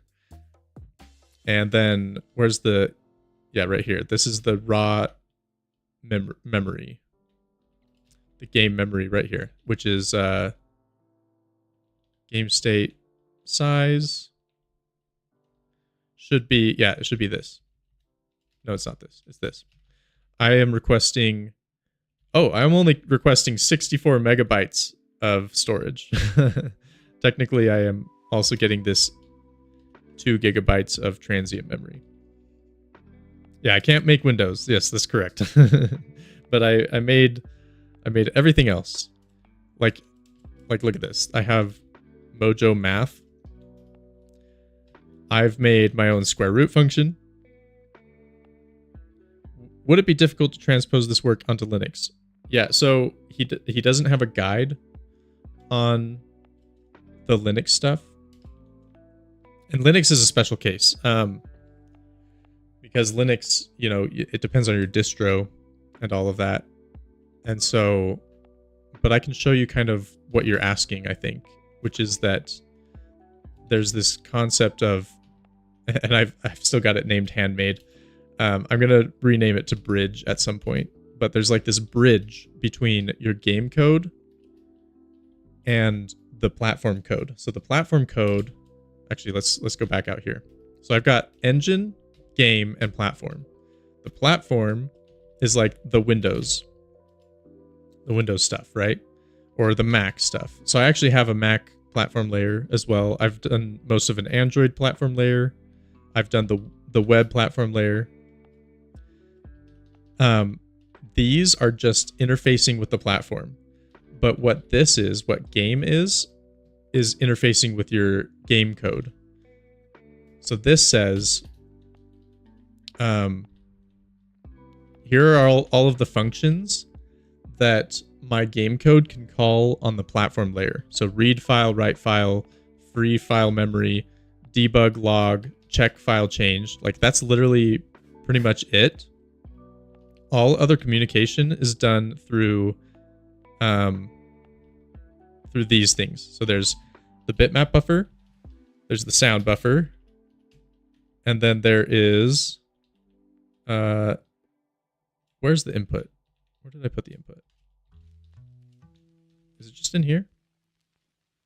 No. There's going to be an input state somewhere.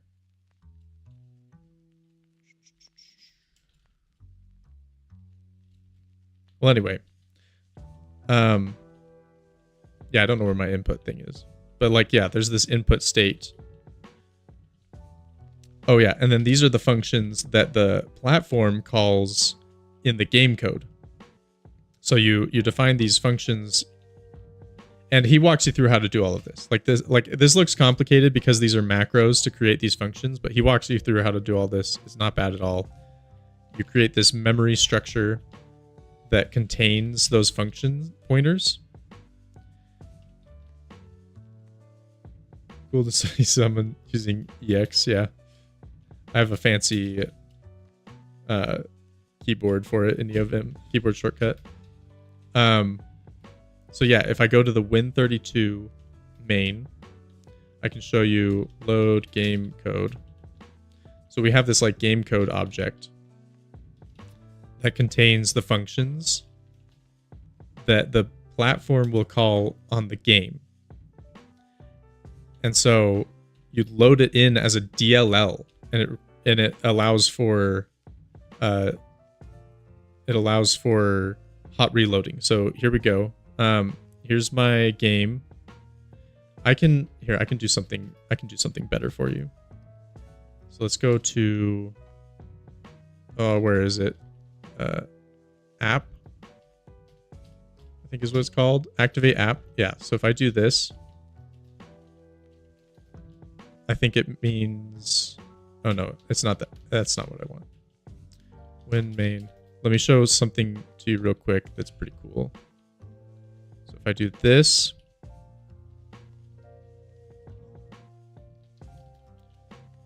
and then run the game. So now if I just put it over here and I focus my code, it stays on top. If I go to my game code, this is the quiz screen. Although this is a bad example because my reload is going to set the screen back. Let's go back. Let's just go to the reload and undo that. Okay. So now if I build, it did it anyway. All right, one sec. Okay, so I've got this over here. If I go to the game screen and I change the color.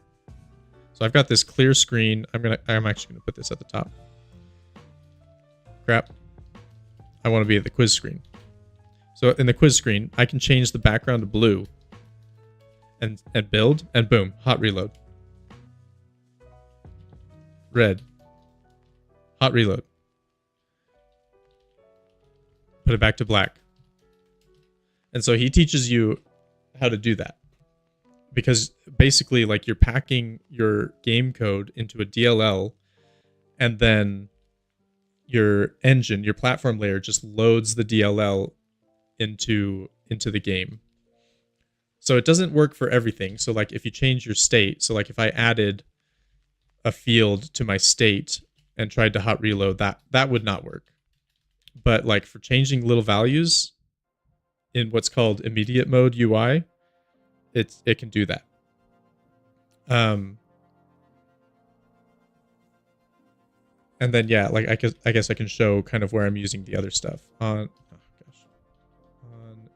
Yeah, right here. So right here, I'm calling that read file function on the platform layer.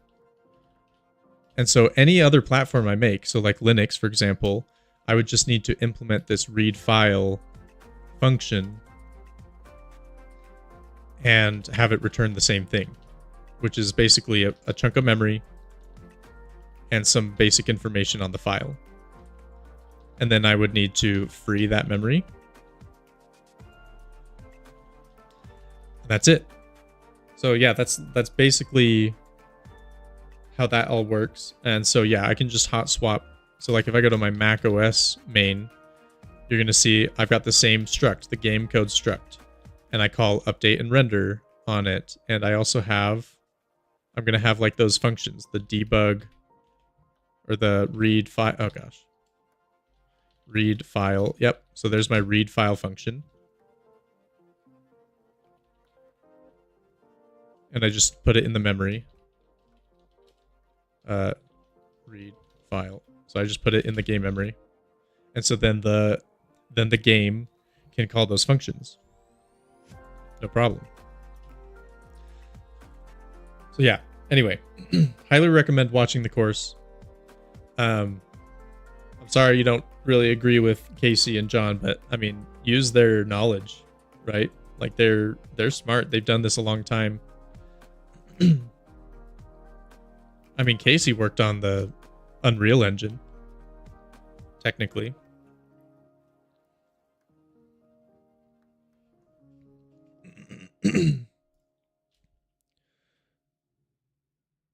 Yeah, they're hyper intelligent.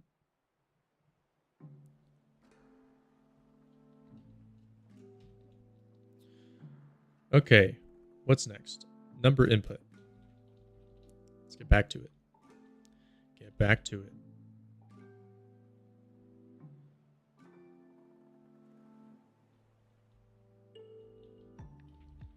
We're gonna make, well, okay. Yeah, we're gonna make a function. Internal void add number to guess. And it's going to have my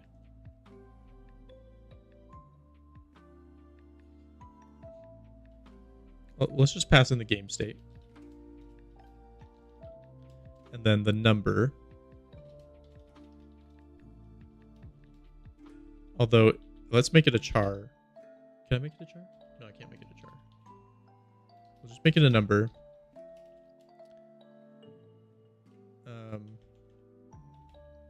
I mean, I could do a little assert here.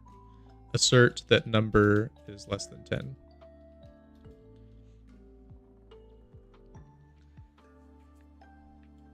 And yeah, so this is the tricky part. This is literally the trickiest part of C, in my opinion, is trying to work with strings. So,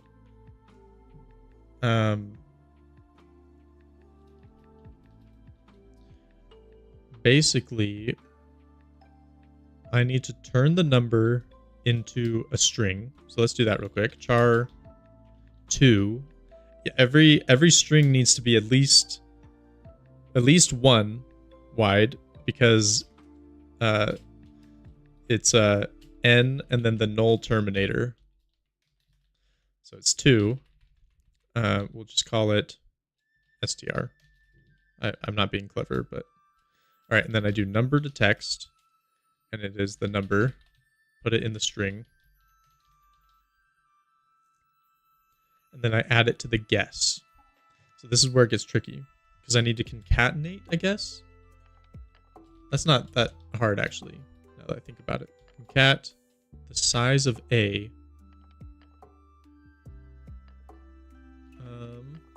Yeah, so let's keep track of a guess. So I have the guess string, but let's do a guess as well.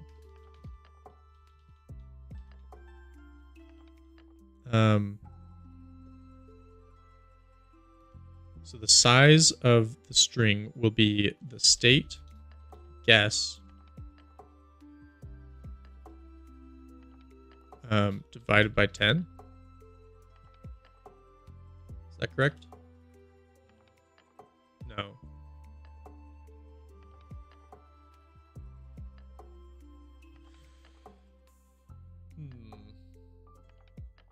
Oh my gosh, the time is crazy. I need to go. I did not realize the time at all. Well, thanks for showing up in just 90. Yeah, I hope to hear more about your adventures into game engine development. Yeah, and join the Discord if you want. I'm happy to always talk about game engine development whenever. And we also talk about lots of other philosophical game design things, as well as showcase our games. So anyway, that's it for me. I gotta go. See ya.